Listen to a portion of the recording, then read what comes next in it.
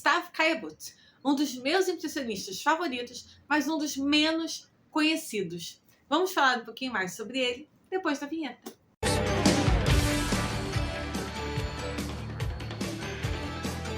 Oi, sou a Amanda aqui novamente no Arte para Você e hoje vamos falar sobre o maravilhoso impressionista Gustave Caillebotte. Mas antes, vou pedir que vocês deem o like no vídeo para ajudar o vídeo a chegar a mais pessoas e caso não sejam ainda inscritos no canal, por favor, se inscrevam.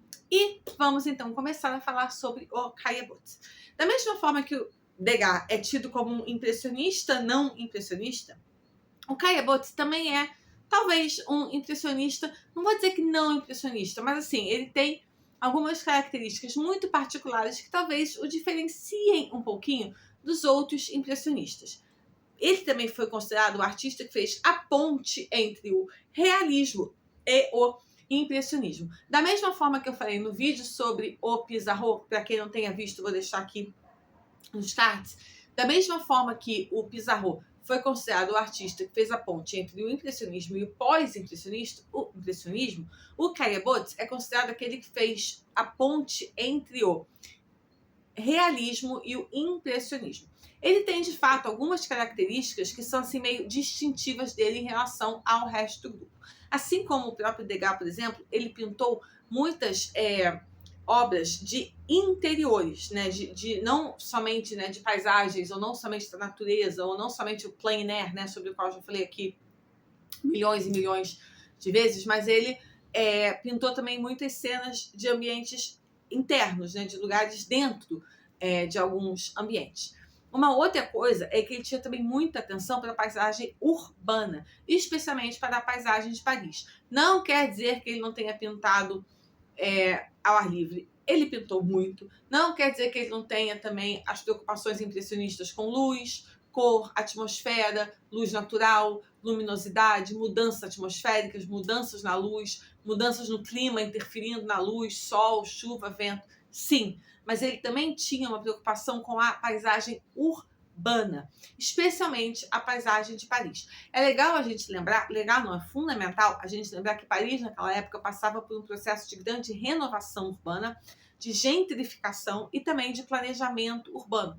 Foi o período da gestão Haussmann que quase que transformou grande parte da Paris na Paris linda, maravilhosa, sublime, que hoje em dia a gente ama tanto. Não que Paris não fosse linda antes, certamente era, mas o Haussmann foi ele que planejou os grandes boulevards, foi ele que fez os jardins, né? Tuileries, Luxemburgo, as grandes praças. Ele tirou muitos bairros ainda medievais, bairros antigos, bairros empobrecidos. Ele tirou esses bairros ali, né? Ele abriu a passagem ali das grandes avenidas, dos grandes boulevards parisienses. Ele construiu belíssimos edifícios residenciais. Não quer dizer que ele desfez tudo que tinha sido feito antes, de forma alguma, né? Então, assim, a história muito antiga, medieval de Paris, continuava lá, né? O Louvre, a Ilha de Saint-Louis, a Ilha de la Cité, a Notre-Dame, todos esses grandes, uma boa parte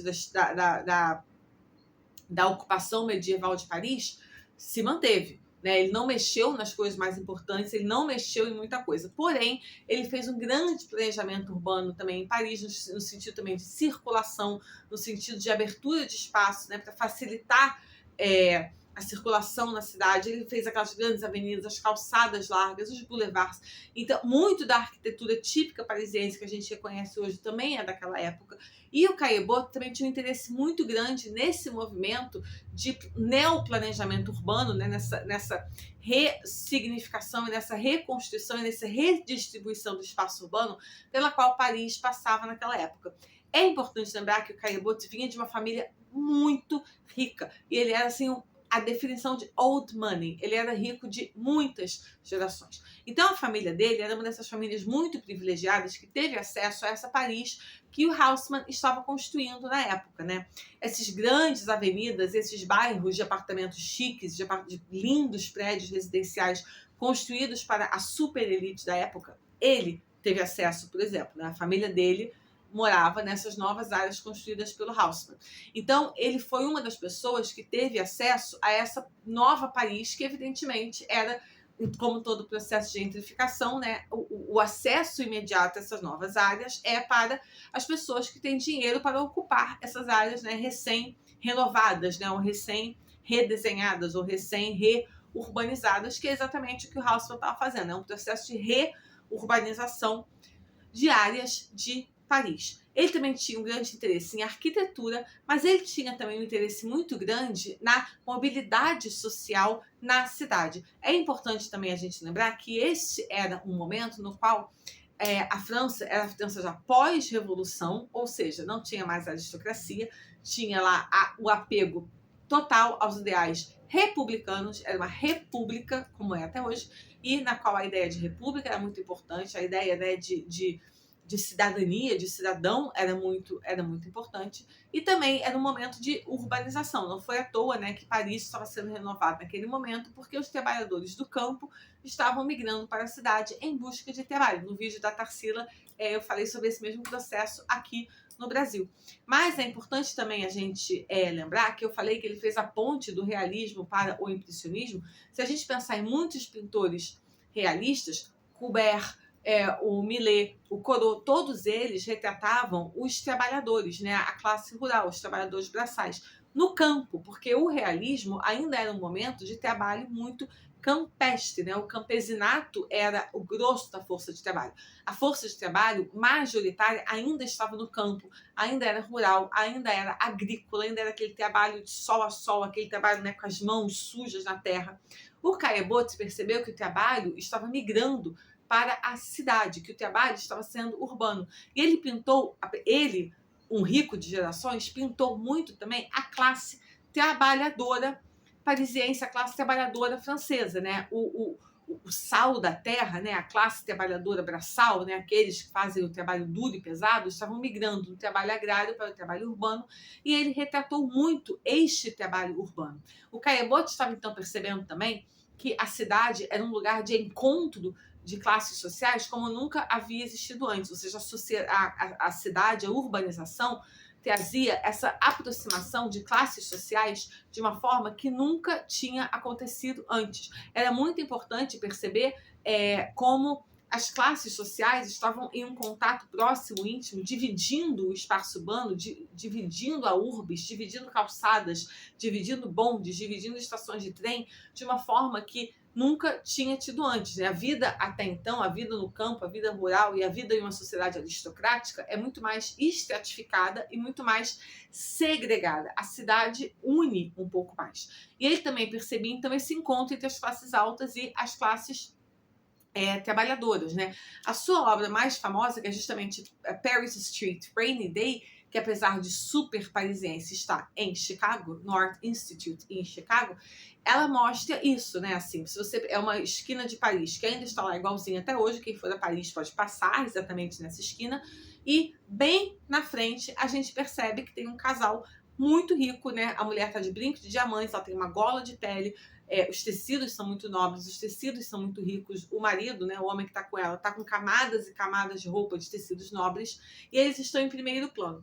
Atrás deles, a gente consegue ver que todas as outras pessoas são das classes trabalhadoras. E não é à toa que eles estão ao fundo. O Caillebotte percebeu justamente que, apesar de a cidade proporcionar esse encontro de classes sociais, os mais ricos, e mesmo numa república, numa sociedade de igualdade, porque algumas pessoas são melhores que outras apenas por nascerem e morrerão melhores que as outras apenas por terem nascido, né? Ou seja, então, uma sociedade que passou por um movimento traumático como o da sociedade francesa para chegar neste lugar, ainda assim, né, tem problemas, né, e ainda com o convívio próximo que a sociedade proporciona, as fraturas, né, de classes também são ainda muito visíveis. Uma outra coisa que a gente também consegue perceber na obra do Caillebotte é justamente que ele pinta muitos apartamentos, muitas cenas da vida doméstica, porque ele está retratando também a vida da classe média, média alta e da classe alta de Paris, da qual ele fazia parte. E os parisienses daquela época, inclusive, reconheceriam esses apartamentos, os quais ele retrata, como os apartamentos que Haussmann havia construído no seu processo de reurbanização, de gentrificação e de o redesenho da cidade. Ele está mostrando muitas vezes essas pessoas, a vida nesses apartamentos que não eram acessíveis para a população toda, mas que eram acessíveis para ele. E ele, como os outros impressionistas, também tinha um enorme interesse nos temas cotidianos. Então ele tinha um interesse muito grande na vida dos trabalhadores, de novo, né, no caso agora, percebendo esse movimento da migração do trabalho do campo para a cidade. Ele tinha um enorme interesse na vida familiar, na vida cotidiana, na vida das mulheres, das crianças, né, dos pais, das mães, dos casamentos, né, dos cafés, das cenas dos apartamentos, né, dessas pequenas cenas do dia a dia cotidiano, né, dessa classe média, média alta na cidade.